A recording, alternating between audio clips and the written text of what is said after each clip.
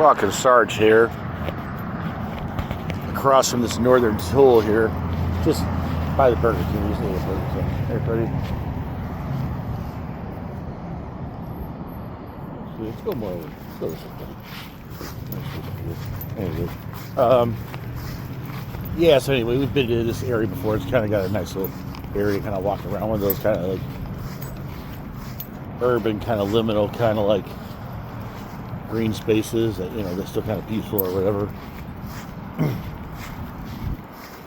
Anyway, I guess today for my video of the day for the 30-day series, and gotta come up with something. And I thought this would be a good place because we're crossing Northern Tool, which is a place I'd gone to before, to talk about maybe some plans for some future activities in life and activities in videos and stuff, you know.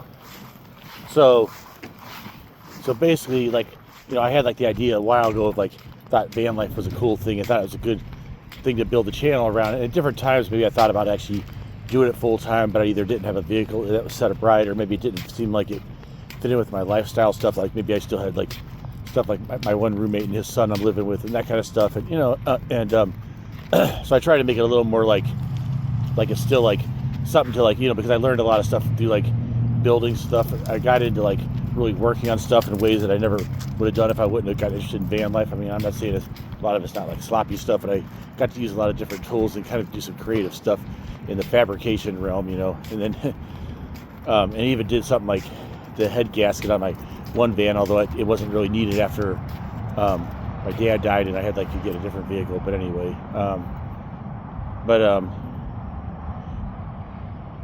anyway, what was I going to say? Okay, anyway, so, and then, yeah, so I went on a few trips and, you know, made some different videos. So I still, like, was being, like, basically a weekend warrior, but also thinking, oh, maybe when I got everything together, maybe one day I would be actually doing it for real, you know. And it's like, anyway, so now, but now that my dad did die, and I, you know, I'm going to have, like, some money where I could do, like, buying, like, some land and stuff, you know, and then, and getting, like, a good vehicle for van life and that kind of stuff, where I still got to like be like careful with my money and work and stuff, but, you know, but so I want to, anyway. So I guess now, I guess partially because of the whole, partially, let's admit, I guess it even seems a little bit silly, but they say like, oh, we're doing life, we make our life decisions based on what's going to make a good video. But I guess it kind of is, it kind of feeds into itself. But what I'm also trying to do besides build the channel is kind of build kind of like a philosophy of life, kind of like, you know, I mean, not get like too weird about it, but just kind of like, you know, but kind of like a way of kind of seeing the world, and then kind of like, you know, building up different skills as far as like whether it's building stuff or mental skills for like surviving on the road. I guess maybe being like a road ninja kind of. Oh, maybe that's what we should call ourselves.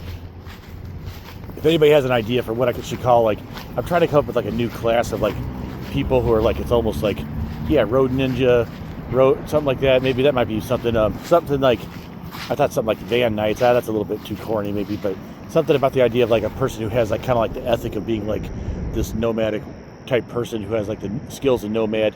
And maybe, and this could be a person who even like stays, okay, he's more like the weekend warrior or something like that, but maybe he has that skill in case he needs it or something like that. And also maybe he supports, like, it might be a little bit of like a political thing as far as like just saying like supporting the rights of people to van life and stuff, as long as they're not causing trouble, and, you know, doing things to help people, you know, kind of thinking like, kind of like where there could kind of be kind of like a brotherhood, if that doesn't sound kind of too corny or whatever, but kind of like but anyway, yeah, so basically I just want to be your cult leader, basically.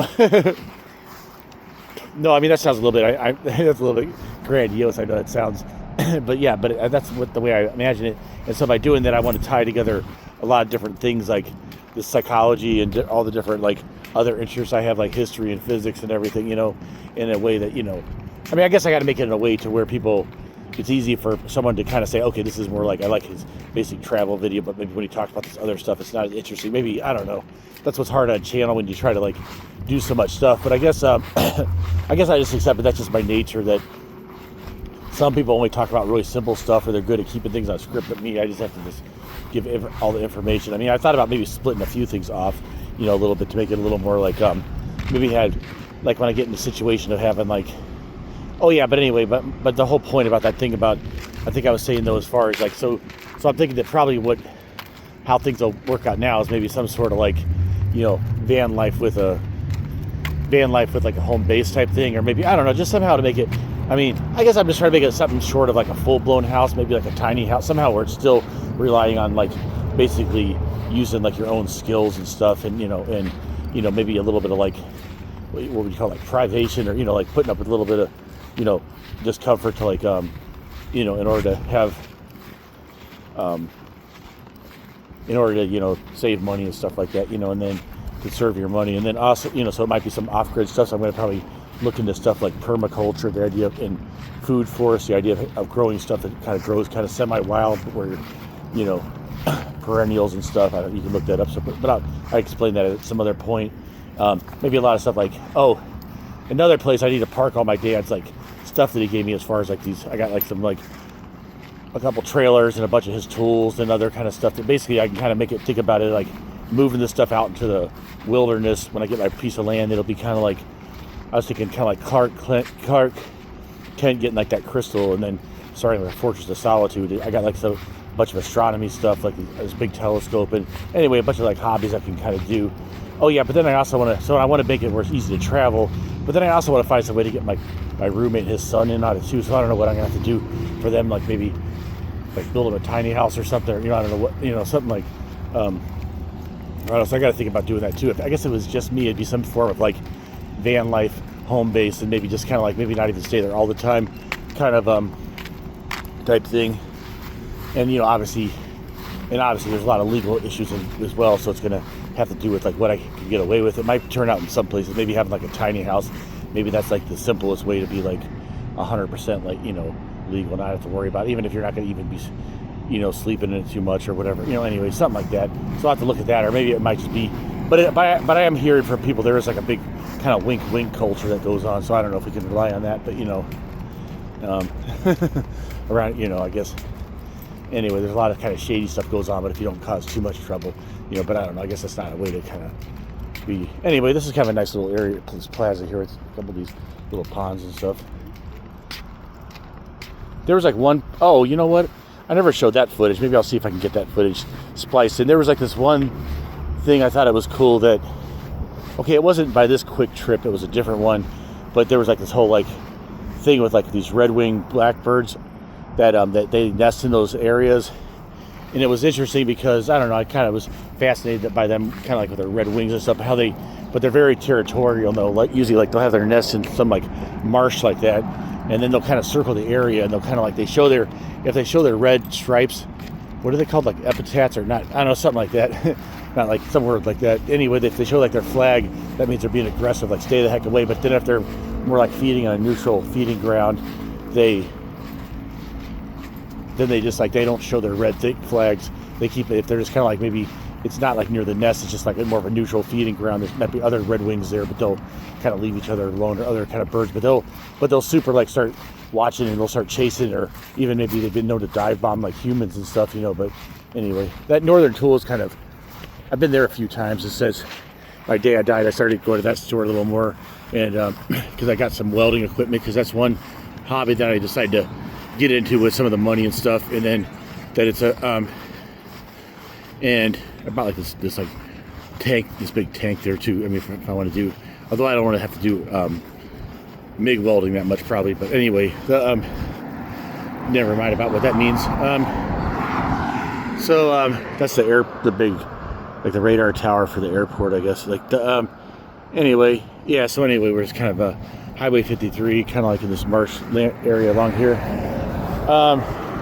So anyway, what else was I saying about the yeah, so I want to do something that's like a real like event. So I still want to be able to like really be traveling a lot. I want to have something like a hybrid Sienna, so I can like have like dressage all the time, or whatever dog I have in the future. I can like always like bring them with me everywhere, and then keep it air conditioning, whatever, you know, and then travel and be comfortable, and then also have enough electricity to do stuff like run air conditioning. I mean, to run like what do you call it, like microwaves, that kind of stuff, you know. This because in case you don't know, like the hybrid like Siennas and Toyotas like that, they have like a compressor that runs off electricity, so the engine doesn't, it can run off just the battery for a while, and then it'll just come on every once in a while and charge up.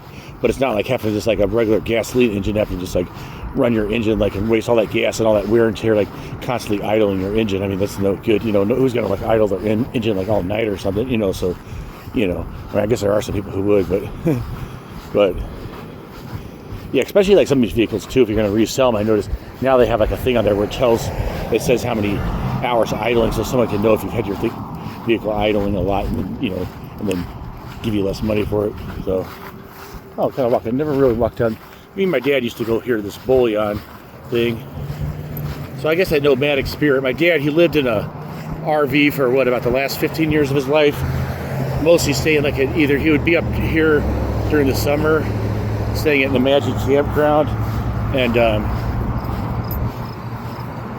then during the winter he'd be down like in Huntsville, Alabama at this base. And then we went on some trips. Now he was more into like RVs, having a big RV and that kind of comfort, where I'm more into like the cutting edge, where like either like Vanlife or maybe the very biggest, maybe if I got older, if I was having a hard time moving around, maybe like a Sprinter, but that's about the biggest I'd want to get is like a Sprinter, like,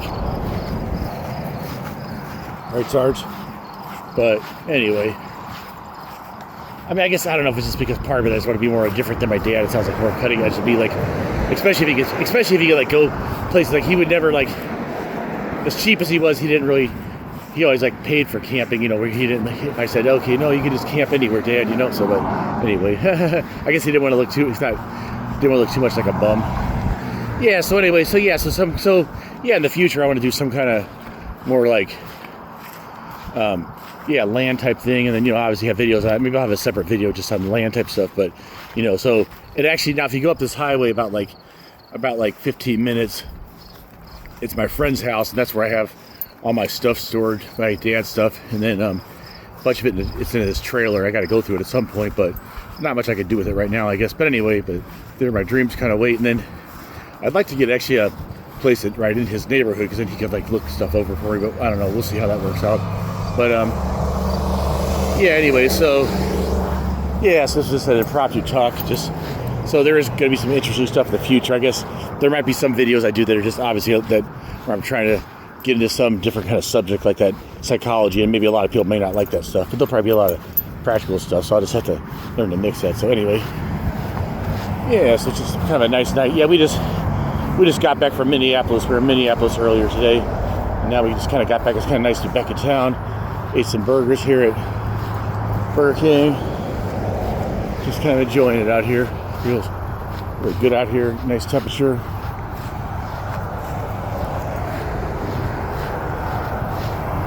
Probably like low 70s. Nice wildflowers and stuff here. What was I hearing? I was just talking to the AI about cattails, about swamp, because I've been trying to learn a lot about plants lately, because I was interested in like growing stuff, but also for curiosity. It's it's a big part of biology, and maybe I never really learned about biology as much. But I was talking to AI, and it was talking about how that, because a plant, they need roots, they need air for their roots. And obviously it's some of these swamp plants, like some of them, like the cattail, they have like these kind of like these thin tubes that go throughout them that kind of like suck air down like into the roots. So it's like, I mean, I suppose, yeah, because you got to have the roots, and that's where like the nutrients come in, but then you got to have like the air be down there anyway. So, I mean, roots need air, okay, respiration. So that's a big part of it too. That's why plants, like if you overwater the area, then you can drown the roots. Now maybe if you're a long-time gardener, you can say, duh, kept it obvious. But there's a lot of these subjects I get into that I've never gotten into. It to me, it's like, oh, that's a big revelation. I just realized that today. It's like, so it's like, anyway, you got to keep that childlike wonder, Anyway, whatever. Sense of wonder. That's not, sense of wonder. All right. Right, buddy. You a happy doggy, buddy? Yeah, let's go home. Okay, my little one-eyed senior buddy. This 30-day YouTube mini-series is a psychological experiment using Jungian psychology to live better and experience more this summer. I'm not a psychologist, just a layman looking to apply Jungian principles to life. I'm starting with the idea that the unconscious mind is very smart and tells us things. And believing in this, I drove up to Hibbing, Minnesota, and I found that 4 locations in Hibbing, Minnesota corresponded quite well to 4 different principles called the Hibbing Quaternity. The first one is the Hibbing Ghost Town, which the characteristics is you feel the echo of the past as the wind flows down established paths. This represents unconscious voice being in the center of a moving circle, the mother archetype, home, center, castle, etc. Character I'm coming up with here to explain it is Nellie, the ghost sheepdog mom who circles the area, protects and guides. The Greyhound Museum has to do with travel and also the Jungian idea of beauty as a way of mentally feeling your way into physical objects and flowing into life in general, flowing beauty, mentally becoming part of the object.